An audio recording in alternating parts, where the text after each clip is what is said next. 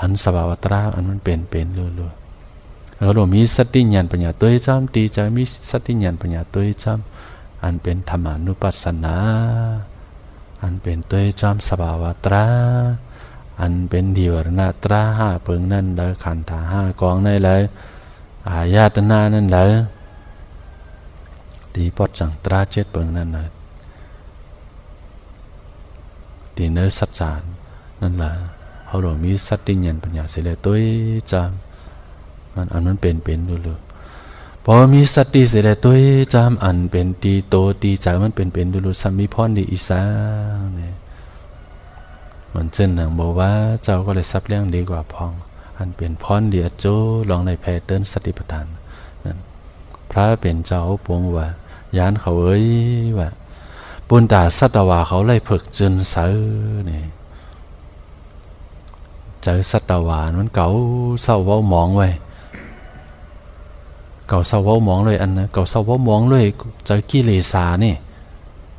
มันเจอเจอเขาเจอในแหล่สังเพราะเขาแพ้เดินสติและญาณปัญญาเพราะไหนเจอเขาเนี่ยมันตีเก่าเศร้าเว้ามองก็มาเจอโลภะเจอโทสะเจอโมหะเจอลำไส้กำเจอนั่นปออยู่ตีนหน้าอกเนื้อเจอเจ้าเก่าวันขึ้นพอแพ้เดินเนี่ยก็เนี่ยเจอสัตวาเขาปุณตาสัตวาเขาเลยฝึกจนเสือว่าอันนี้เป็นข้อหนึ่งปุณตาปุณหลอดตั้งไม่เจอตั้งห้องให้อ่อนตั้งนั่นเนื้อเจอเขาเนี่ยมันไม่เจออันนึงเย้าอันนึงมังปอกไม่เจอมันเจ็บที่เจอนั่นน่ะไม่นะพุนตีเพียวสัมพอยืนสัมพออะไรสัมพอห้องให้ลงกว่าน้ำตาโตกอยู่ตีโตกต่อหน้าเปิ้นก็รีอายเปิ้นมังบอกอยู่ห้างก้อยห้องให้ห้างก้อยเจ้าก่อมันเป็นมาจังหวะชีวิตปานเพราะว่าโกนเขาเนี่ยอันเขายางมากเนี่ยเจอเลยว่าเขายางจ้อมเส้นตาสายตั้งบอกจามเงินเสือเส้นตั้งมาเสร็จแล้วยางจ้อมมาเจอหรือเส้นตาสายตั้งบอกจำคำเจออันเขายางจ้อมมานั่นเส้นตาสายตั้งมันเต็มไปเลยเต็มเลยอันเป็นขากน้ำว่าเจอเนี่ยเป็นอุลุกอักตักอ่ะเขายางมาเจอนั้นขากน้ำเจอนั้นเขามันย้ามาอุปสรรคกูมีลองตั้งอย่าผุดกูลองพอมาตัวในปานพ่อย่ำไปเดียวนี่อาสาเขาถึงว่า30-50เลยขึ้นมาวนด้วยตั้งฝ่ายหลังนั่นด้วยเลยลองตั้งหยาบเปิดกูเมียวมานั่นเหมือนจะหน่อยเป็นขากเป็นน้ำจำตำแต้งมาเนี่ยลองตั้งหยาบเปิดมากูเมียวมีลองตั้งใหม่ใจกับมีลองตั้งห้องให้เฉยนั้นได้ยามาอันนี้เป็นข้อที่2นั่นต่อมาข้อที่3นั่นซ้ำแต่ตีข้ามปนเลยตั้งขันเจอตัวตั้งเจอ2เยอะเนี่ยลองตั้งตุกข้าโตตุกข้าเจอเนี่ยตุกข้าโตมันนะสักอันนี้ตีโตตุกข้าเจอตุกข้าพอแพ้เดินสติปัฏฐาน4เบิ่งเนี่ยมีสติหูจ้อมตีโตหูจ้อมเจอเขามันเป็นลู่ๆเนี่ยเขาตีข้ามปนมันไหลอ่ะเจ้าเนี่ยพอเขามีตราในเนื้ออกเนื้อใจเขาพอหมอตัวตราเนื้ออกเนื้อใจเนี่ยเมื่อยามโตตุกข้ามาหบทบเวทนาหบทบสุข้าเวทนาแลสังตุข้าเวทนาแลสังโสมนัสสะเวทนาแลสังโทมนัสสะเวทนาแลสังอุปิขาเวทนาแลสังเช่นนั้นพอหบทบมาเนี่ยคนก็ป่องเจอตรานั่นบางคำก็กับมันยินลียินให้ลีเจอเมื่อยามลีเจอหนาเนี่ยในก็น้ำตาสัมพอตกเมื่อยามเจอลูกเจอแล้วจอมันหนาในก็สัมพอห้องให้น้ำตาสัมพอตกจอมันเมื่อยามญาติตุกขามาในก็โอ้ตูก็ตุกขาก็เบิ่มหูจักการปล่อยวางเลยเมื่อยามญาติตุกขาเนี่ยหูจักลองการปล่อยวางมันเนี่ยครับเนี่ยดีเจอในก็มาตุกขาไว้กินสัมพอมเลยนอนสัมพอมเลยลองตั้งตุกขาตีโตตุกขาตีใจเจ้านั้น อันเขาหญ้ามาเขามาเฮ็ดการตราเพราะหูจักดีโตเขาใจเขามันเป็นดูเพราะหูจักเนี่ยอริยสาวกะทั้งปุถุชนนะเนี่ยมันเปียกเปิงกันจึงอริยสาวกะอันเป็นตะเปอริยเขาเจ้าคนนั้นยามในถ่อมตราความสอนพระเป็นเจ้านะมันหมอไว้วางใจก็บอยกนำขันหาเจ้านะมันใจโตเฮาของเฮาอะไรมันหมอไว้วางใจหมอปล่อยวางเสียหบทบลองตั้งหยับผึดมาเนี่ยก็ตูที่ทุกข้าอยู่เจอในมันอ่ำทุกข้าปุถุจันอันอ่ำย่ำถอมเลยยินก้นก็อันอ่ำย่ำเลยถอมเลยยินตราอันจัดอันมานั้นเพราะไหนเมื่อยามหบทบลองตั้งทุกข้ามาเลยสังหบทบลองตั้งเจอทุกข้ามาเลยสังครับนั้นอ่ำจางหมอปล่อยวางมันสมมติเป็นน้ำหูน้ำตาห้องไห้ไว้ตัวก็ทุกข้าเจอสมวัติตุขาจอมแท่งสมวัติทับแท่งอันนั้นมันตุขาเป็นสองอันนะอันเป็นอริยสาวกาตะเปอริยเขาเจ้านั้นผู้ในถ่อมยินตราอันเดียอันเบ็ดบอกไว้วางใจเจอในไหนเมื่อย้ำยาตัวตุขามาเนี่ยก็ตัวตุขาอันมีเผยตาเตปนมันไหนมันก็เขาโดดหมอตุ้ยมันก็เนี่ยก็เขาบอกไว้วางใจมันตัวตุขามันสนองเหตุการณ์หยาบผึดเจ้านี่วันขึ้นเหตุการณ์หาเล่งต้องเจ้านี่ตัวตุข่าอยู่ก็ให้น่ะเจอนั้นมันอ่ำตุข่ามันหมอไว้วางใจจังเขาดีเฮ็ดดีแพ้เตือนแต่ลองมีสติยันเป็นผู้จอมตีโตเอาใจเอามันเป็นรู้ๆเนี่ยต่อมาข้อที่ 4นั้นสัมตาเตไลอริยามากกว่าเนี่ยนั้นเขาหันขันหาเป็นรู้เจ้าเนี่ยมันเป็นวิปัสสนามากยังไปปาเจออริยามากมันเป็นโลกุตระมากเลยเนี่ยนั้นป้นโลกนั่นลัดง่ายๆมันเนี่ยนั้นหันขันหาเป็นรู้กว่าในติ๊กในบ่แพ้เดินเนี่ยนั้นขันหาเป็นรู้ตีโตตีใจเขาเจ้าเนี่ยพอวันใดวันหนึ่งมาพอหันขันหาเป็นรู้มันเต็มโตมาเสียแล้วมันแทนขันหาเป็นรู้ในสุดกว่าอยู่เพราะยันขันธาเป็นรู้สุดยาเนี่ยก็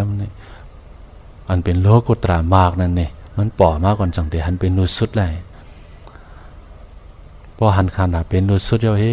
เนี่ยอริยามากนั่นน่ะมันมีตีโนกเนื้อใจเขามากลาง8เปิงนั่นก็ไม่เต็มเสียอันเป็นโสดาปานนั้นมีศีลสมาธิปัญญาเขามีศีลเตรียมโทษโสดาปานพวกเขาเป็นคัดใจเหตุการณ์ตราอยู่ก็น่าไปปาหันเป็นรู้สุดนั้นยังเป็นปุถุจันอยู่ผมว่าเขามีศีลเสตาก็อย่าเนี่ยศีลนั้นมันอ่ำไปมันก็เหมือนจะนังอริยเขาเจ้านั้นก็เพื่อเขาหบทบหันถึงโสดาปริมักโพเสเนื้อมักสีโพสีนั้นจันที่หนึ่งเป็นโสดาปริมักโพเป็นโสดาปานก่อนเพราะเป็นโสดาปานยะในครับในตั้งหูตั้งหันมันนี่อันเป็นมันเปียกเปื้อนกันต้องเจอปุถุชนนะตั้งหูตั้งหันมันยบยอมตราผู้คนดีมันคือมันเจมันเนี่ยมันเตงเนี่ยตราหันมันหันอันไหนก็มันยบยอมล้มกว่าลองตั้งตุกข้าเจ้านั่นก็มีการมักคานมันไหลกันเนี่ยส่งไปหบทบหันถึงโสดาปริมักโผไหนติได้เกิดตายลองนั่งทุกข้าหยับผุดตัวทุกข้าเจอทุกข้าเจ้านั้นนับเอาสัมพอเตรียมอะไรพอปกโกหบทบหันถึงโสดาปริมักโผยะไหนครับเนี่ยลองตั้งทุกข้ามันตีนน้ำมันกว่าอะไรแท่ง7 จาดก็อย่างนั้นกว่าอะไรแท่ง8 จาดพบฝนเป็นโสดาปานเยอะป่ะไหนจังมีลองมักคานลองตั้งทุกข้าของมันจังลีเฮ็ดแต่เขาลีแพ้เดินแต่สติเห็นปัญญาเขาเนี่ยเขามาเฮ็ดการตราใจมันเจอเนี่ยเขาบ่เห็นปัญญาสัมบ่ปอมาอันเป็นข้อที่สุดท้ายลองแพ้เดินสติปัฏฐานเนี่ยเป็นหมายหาเนี่ยตาหูป่องหันถึงนิพพานในมีสติปัฏฐานอันในตั้งเร็วก้อยว่าอันในห้องว่าสติปัฏฐาน4อย่างเยาว ผู้เลยมันแพ้เดินสติปัฏฐานสี่เปิงมันเตมีพรดีลงเจอในเจอเขาในก็มันเตถ้าเจอจนจังขาวเสือมาลองตั้งตัวตุกขาเจอตุกขาเจนะมันก็เตป่นหนดลองตั้งห้องให้ไม่เจอเจนะมันก็เตป่นหนด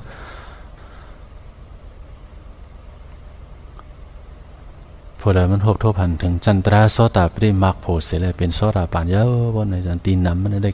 เกิดแก่เจ็บตายแท่งเจ็ดจัดก้อยมันกว่าได้แท่งเป็ดจัดมันเจนเป็นโบว่าอันเป็นเจ้าซับแรงดีกว่ามันเป็นนางปตาสารีนั่นนะมันเป็นลูกสาวสัตเทเป็นสัตเทนะอัมตุข้ามเจอมันก็ตุข้าอยู่หรือก็พอแต่หน้าเฮิรนจ้อมันเป็นโผมันเสียรัดง่ายๆมันน่ะพอถึงสุดท้ายมานั้นวันเลียวขึ้นเดียวไว้ก็เป็นโผเนี่ยถูกงูตอดตายก็เป็นลูกใจอ่อนในก็ห้องจิ๋วก็เป็นลูกใจหลงในก็ไหลลองจ้อมน้ำกว่าก็เป็นปอเป็นแม่และน้องใจเนี่ยก็ถูกตึกการลงมาเสร็จเลยวันเลียวขึ้นเลียวก็ได้เสียชีวิตกว่าเป็นหกก็เป็นนางปตาสารีในยินว่าจึงนั้นนี่ก็เจอสติสัมปชัญญะมันอยู่เลยสัมปชัญญะลงเปิดกว่าก็น่ะมันมีบุญกรรมบารมีชื่อพันมันมาหลายจัดหลายปานั่นเสียเลยกว่าจูพระเป็นเจ้าเสพระเป็นเจ้าก็พอตราปันเฮเสมือถึงสุดท้ายมานางปตาสารีสัมปชัญญะทบตราเสียเลยขึ้นมาเป็นยาหันนางยิงเสขึ้นคัดเจอตราเสสัมปชัญญะเป็นยาหันตาว่าตัวหนึ่งป้าหนึ่งเขาจังหวัดตราสติปัฏฐานสี่เปิงเขารีแพเติร์นแต่พอแพเติร์นกว่าเนาะรู้แพเติร์นอันแล้วเขามีสติและญาณปัญญาหูจ้อมตีโตเขาใจเขาอันมันเป็นรู้ในก้อยก็เลยมันหันเก้าตราลีในก็เขาไล่ลักมันกว่าเนี่ยไล่ลักตรากว่าลักเสาตราในไล่กว่าอย่างนั้นก็เลยมันหันเก้าตราดีนั่นพอได้ลักเสาตรากว่าในคำในกว่าละกว่าบ้านเปิ้นเมืองเปิ้นไกลแสนไกลก็เป็นสังก้อยกว่าถ่อมตราฟูดาโฮมาเนมาเนี่ยก็อันนั้นเลยถ่อมยินข้อความเปิ้นหลัดเคอตรามาเนี่ยมันติได้ยินข้อหนึ่งสองข้อในก็มันติมาเป็นเอ็นแห้งเหียนปัญญามันติกีโป้งมาแท่งติ๊กอ่านเนื้อลิกเนื้อลายในก็เหียนติกีโป้งมาแท่งติ๊กตั้งหันมันติป่องมาแรงมาป่องมาแรงมามันติเหียนเขาติมันติเลียดพายมาติ๊กลีอามแต่เหียนนั้นขันถาเป็นดูผู้จอมตีโตตีใจเขามันเป็นดูๆเนี่ยมันติเฮเธอเหียนมันเลียดมาติ๊กกอบในเขาดีมีสติหู้จอมตีโตเขาเป็นหู้จอมตีใจเขาเป็นรู้ใจรีป่อมาเป็นเสรู้เสเหอะหยันปัญญาหู้จอมมันเจอจ้าป่อมาเป็นเสรู้เสหยันปัญญาหู้จอมมันเพราะหู้จอมตีโตเขาเจอมันเป็นดูกูกำเนี่ยหยันมันตีแจงแรงมามันตีป่องมาแรงมาติ๊กภายหน้าเป็นรู้ภายหลังหยันจอมหู้ดูแลหูกึกกันเตเจียวหันในป่านในอ่ำไกเอาเหยียนไปสังหอดอ่อนกันสืบด้วยตราขันถาเป็นรู้เนื้อตัวเนื้อใจตนตัวเจ้าก็เผอมันกว่าละตราเตขับขึงปันอยู่